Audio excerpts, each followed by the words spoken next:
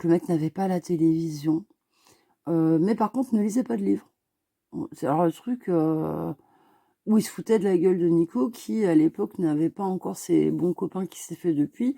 Et puis, le pauvre, à sa pause, il allait fumer sa clope, manger un petit sandwich, et puis il bouquinait. Et le gars, donc, qui faisait, soi-disant, mais alors ça devait être du Feydeau, vous savez, ou du Labiche, toutes les pièces qu'on trouve dans les gros troupes de théâtre amateur. Je n'ai rien contre. Mais c'est toujours des portes qui claquent, des trucs comme ça. Ils vont pas nous jouer le Cid ou des choses comme ça. Non, non, non. Ou je sais pas, ou Phèdre. Non. C'est trop compliqué. On va pas emmerder les villageois qui en plus prend sa bière à la buvette au fond de la salle. Donc faut pas trop les perdre. Donc un chapeau de paille en Italie, c'est très bien. C'est merveilleux. Voilà, donc il faisait du théâtre et avait dit à Nicolas, mais tu lis des livres. Vous voyez le niveau du gars. Donc photo de lui sur Facebook en Thaïlande avec sa petite femme qui est d'une beauté très très belle femme d'ailleurs. Mais bon, lui son truc apparemment c'est les petits garçons. Donc il en a avoué 3 là. Mais je me dis mais combien il va prendre? Puis et ceux de Pattaya, parce que alors j'ai vu comment a été jugé, mais c'est les mêmes peines, c'est des peines ridicules. Et encore faudrait-il retrouver les petites victimes. Parce qu'il n'y a pas longtemps, il y a un mec qui est tombé, c'est un truc rarissime, avec 2 petits témoins des rues, hein, des gosses des rues aux Philippines. C'est une chose très très rare, c'était une première en France, et même peut-être même dans le monde, de retrouver des petites victimes comme ça, qui sont des gosses abandonnés, etc. Donc, est-ce que ces victimes, parce que on ne va pas en Thaïlande, machin, quand on est un prédateur, et sachez qu'également, il a avoué des viols, c'est-à-dire en une journée, 2 viols d'affilée, sur 2 gosses différents, 2 petits garçons différents. Donc là, on est sur un mec qui ne mérite pas 16 ans. Il mérite la prison à perpétuité. On parle même pas de réinsertion de ce genre de personnes. Enfin, moi, j'en veux pas de réinsertion. Voilà. Et puis, ça sert à rien, la camisole chimique, les trucs comme ça, ni même de leur couper le sgeg, parce que de toute façon, violer quelqu'un, je suis bien placée pour le savoir. Vous inquiétez pas, quand vous êtes en face de tarés, on peut vous violer avec beaucoup d'autres objets qu'avec le sexe d'un homme.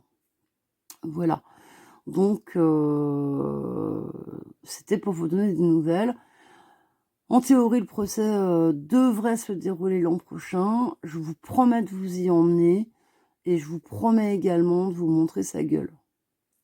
Je vous l'ai toujours dit, c'est quelque chose qui me tient à cœur parce que ce mec-là ne mérite aucune empathie et aucune pitié. Et je ne suis pas pour le retour de la peine de mort. J'aime beaucoup Robert Badinter et surtout sa femme, Elisabeth. Tiens, j'ai l'impression de parler comme... comment elle s'appelle? Vous savez, là, je suis là, roqueuse de diamant. Catherine Lara, oui. Moi, ce que je regarde en premier chez un mec, un homme, c'est sa femme.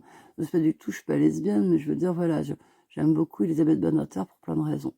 Mais non, non, je suis pas pour un... Contrairement à beaucoup de mes nouveaux amis, entre guillemets, je ne suis pas pour un retour de la peine de mort. Mais par contre, pour des peines de prison effectives. C'est-à-dire que si on te met une perpète, qu'elle soit réelle. Et surtout, que pour des dossiers en pédophilie, en viol d'enfants, en massacre de vie, ces gosses-là ne s'en remettront jamais. Jamais, jamais.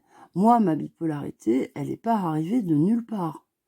Il a fallu, j'avais un terrain, on a toujours un terrain, puisque dans ma famille, il y en avait. Mon grand-père a été traité sous lithium, etc., etc.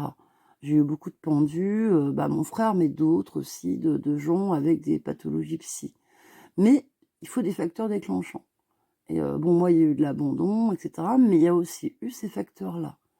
Alors après, j'ai cette chance de ne pas avoir développé, j'ai même pas eu à lutter.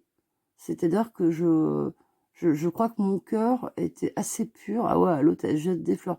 Mais mon cœur était assez pur et j'ai tellement aimé mon rôle de maman que, j'en ai adopté entre guillemets «à la maison». Avec certains, ça s'est bien passé, avec d'autres non. Il y en a que j'ai réussi à sortir de la rue, d'autres non. C'est comme ça. Avec ma petite Marie, ça s'est très bien passé, elle a un très bon métier et tout va bien en Suisse. Avec un autre moins bien, mais lui malheureusement je l'ai récupéré, il avait 18 ans, il sortait de l'aide sociale à l'enfance et franchement il était perdu. Il m'a menti, m'a volé, ça s'est très, très mal passé. Je l'ai eu 1 an à la maison, à peu près, avec argent de poche, il se levait à 15h, j'ai tout fait, j'étais enceinte en plus de Vanda, j'ai tout fait pour l'aider, le sortir de la merde, trouver toutes les solutions, prendre les rendez-vous, chez les assistants sociaux, voilà, où il avait laissé un très mauvais souvenir. Je lui avais fait une chambre magnifique chez moi, il a tout ravagé.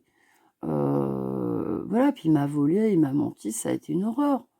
Alors que j'étais prête à tout pour le sortir de cette merde parce que, moi-même, j'avais eu une enfance compliquée. Mais il y a des gosses, des fois, on peut pas et je pense qu'aujourd'hui, il est tombé dans la prostitution, voilà. Petit black, tout fin, tout mignon, gay, j'ai tellement donné et j'aurais tellement aimé que ça se termine autrement. Mais il y en a qu'on peut pas sauver. Celui-là, j'ai pas pu. Voilà. Donc à cause de lui, mon cœur s'est un peu fermé à l'accueil.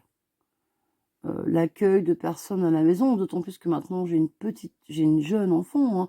À l'époque aussi, j'avais mon garçon de 10 ans, mais il y avait mes grands ados, j'avais Nico qui était déjà là, donc voilà, si vous voulez. Mais aujourd'hui, je suis pas sûre que je réussirai à nouveau ouvrir ma porte ainsi. Voilà, ma porte et mon cœur, parce que mon cœur, moi, tous les enfants du monde, vous savez, si je m'étais écoutée, j'aurais eu un enfant tous les ans. Être enceinte était un bonheur et les élever a été un bonheur, les voir grandir, tout ça, quoi. Donc, je ne comprends pas les pédérastes. Je ne souhaite qu'une chose, c'est qu'ils soient bouclés à vie. Il n'y a pas de traitement possible avec ces gens-là. C'est pas possible. Voilà. Je vous embrasse tous et désolée pour ce sujet du lundi qui n'est pas très gai. Mais il fallait que je vous en parle parce que ce collègue de Nicolas, qui est toujours son collègue, hein, pour le moment, son patron, qui est très très gêné au départ, quand Nicolas ne se gêne pas, hein, tous les autres non plus, hein, pour parler de ce pédéraste, hein, quand il a à en parler. Et son patron dit: «Oui, mais non, tant que c'est pas jugé, on peut rien dire». Et puis maintenant, il y a des bruits de cour, des échos qui circulent de comment vais-je faire pour me débarrasser de ce mec-là? Parce que c'est très très compliqué. Tu peux pas virer un mec comme ça, même un gros pédo, enfin pédéraste, quand il sortira de prison, en théorie, il peut retrouver sa place. Alors je vous dis pas le beans, parce qu'il y a un max de mecs, très balèzes, hein, c'est une usine avec des ouvriers en atelier, qui sont prêts à en découdre. Donc je vous dis pas l'ambiance et comme il a déjà fait, quasiment, 2 ans de détention, enfin il est voilà, ça risque de sortir assez rapidement s'il ose remettre le nez dans la boîte, ce qui n'est pas improbable, vu qu'il est soutenu par sa femme, c'est débile, que voilà, elle habite toujours sur place avec les mômes. Bon, apparemment dans le village, c'est l'omerta, mais néanmoins, voilà, et pourquoi pas, hein, venir récupérer, avec ses points d'ancienneté en plus, hein, parce que vous savez les cons, hein, ça ose tout donc je pense que ça peut très mal se terminer, mais certains employés, des copains de Nico, ont bien prévenu le patron que ça allait très mal se passer s'il revenait. Voilà, un petit peu genre à coups de batte de baseball, voire ils sont prêts à aller, très, très loin et je connais les garçons, c'est des bons garçons, mais il faut pas les pousser. Voilà. Je vous embrasse tous et puis, je sais que ça vous agace, mais ces sujets-là, mais moi, c'est quelque chose qui m'importe parce que pour moi, les enfants, c'est l'avenir. Et ce qu'on leur fait de mal, d'ailleurs, vous savez, Jésus disait, dans tous les sens du terme d'ailleurs, Ce que vous faites au plus petit des miens, vous le faites à moi. Donc ça peut être dans un sens négatif. Vous leur faites du mal, c'est à moi que vous le faites. Mais si vous leur faites du bien, c'est aussi à moi. Donc ça, c'est des points gagnés pour se trouver à la droite de notre Seigneur. Ça, c'était ma petite minute catholique. Je vous embrasse tous et je vous dis à très bientôt.